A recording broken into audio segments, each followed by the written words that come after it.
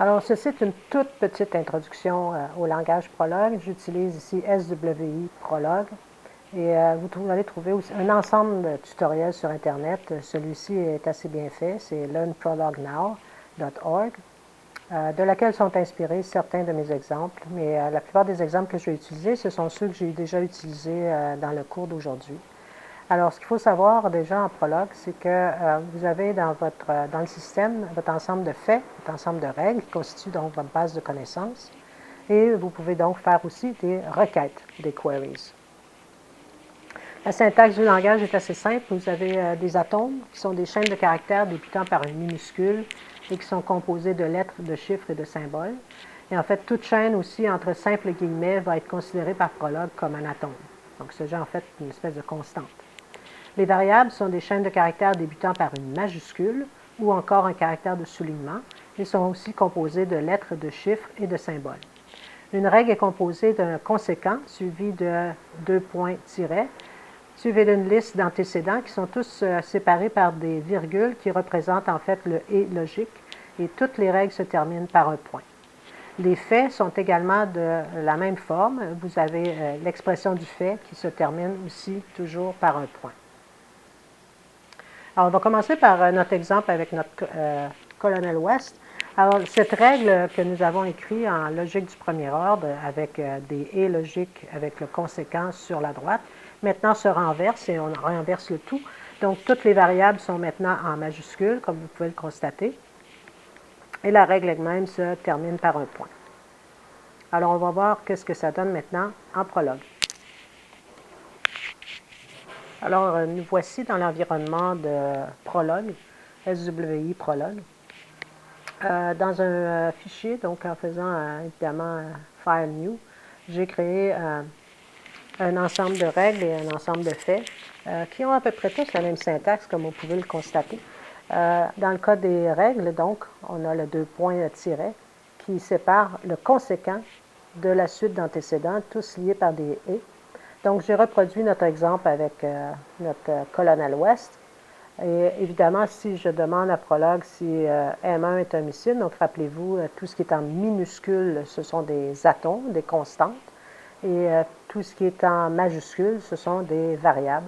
Donc, si je demande missile M1, évidemment, Prolog me répond oui. Si je demande si West est un Américain, évidemment, il me répond oui. Maintenant, ce qui est intéressant, c'est que dans la base de faits, on n'a pas le fait que le colonel West est un criminel. Alors, je vais demander à Prolog si West est un criminel. Et il va me répondre oui. Donc, en fait, ce qu'il vient de faire, évidemment, c'est toute la série d'inductions qui permet donc de répondre à ma requête. Mais on peut aller un petit peu plus loin. On peut demander à combien il y a exactement de criminels dans cette base de données. Il n'y en a qu'un seul, et c'est West. Alors, dans ce deuxième exemple, j'ai deux faits, Happy Yolanda et Listen to Music Mia. Et en fait, j'ai trois règles. Happy Yolanda, ça implique Listen to Music Yolanda. Je n'ai aucune variable ici. Et Listen to Music Mia implique Plays Air Guitar Mia et Listen to Music Yolanda, Play Air Guitars Yolanda. Donc, ce que je vais faire en fait, c'est de compiler cette version de la base de connaissances. Et on va demander en fait des faits simples. Yolanda. Il me répond évidemment true. Je peux demander aussi si listen to music Yolanda. Il va me répondre évidemment true. Je peux demander aussi listen to music X. Il va me répondre Mia. Et là, il est en suspens. Il me dit Mia, mais je peux continuer en tapant sur le point virgule, puis il va me sortir toutes les possibilités. Donc, si j'ai même chose avec Play, Air, Guitar, qui est-ce qui joue de la guitare? Alors, il va me répondre Mia joue de la guitare et Yolanda aussi. Si je fais juste appuyer sur le retour, il va juste me répondre Mia. Donc, avec le point-virgule, ça permet à Prolog de générer toutes les possibilités pour instancier la variable.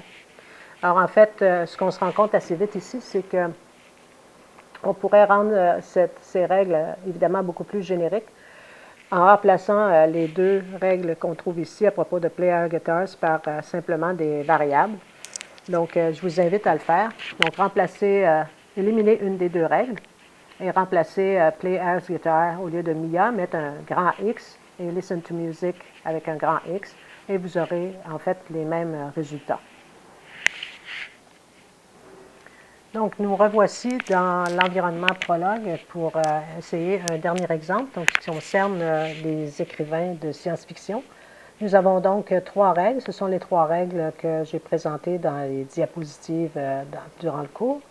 Et nous avons donc cet ensemble de faits. Alors, ce qu'on va faire, bien sûr, c'est de compiler cet environnement. Ici, en fait, la série de warnings, il ne faut pas s'en inquiéter, c'est qu'il s'agit qu'il y a deux règles, en fait, qui concerne la même conclusion. Il y a une autre façon d'écrire ces règles qui nous permettrait d'éliminer cette série de warnings, mais pour le moment, on va rester avec ça. Ça va avoir certaines conséquences, mais ce n'est pas trop grave.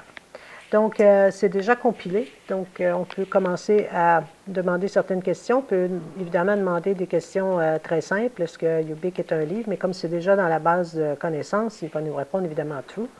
On peut aussi lui demander quels sont ces livres et peu à peu lui faire sortir, donc grâce au point-virgule, en tapant sur le point-virgule au lieu du retour de chariot, donc au lieu du return, lui demander donc quels sont tous les livres. Donc il va répondre, il y a Neuromancer, il y a Diamond Age, il y a Players of Game, il y a Ubik et il y a Maze of That. Maintenant, on peut se servir aussi des règles, lui demander de nous lister les courtes histoires de science-fiction. Et il va nous répondre, donc Second Variety, Burning Chrome, Johnny Mnemonic, et voilà. Regardons maintenant les livres de science-fiction comme tels. Et il va nous répondre en fait ici deux fois Neuromancer. Oups, j'ai appuyé sur le retour de chariot. Pas grave. On va recommencer. Donc Diamond Age, Neuromancer, Maze of Death, Neuromancer, Players of Game, Ubik, et voilà. Donc, ça termine notre petit tour d'horizon de Prolog. Évidemment, c'est un langage un petit peu plus complexe que ça. On peut évidemment, on peut voir aussi en Prolog des grammaires qui nous permettent donc de faire des analyses syntaxiques.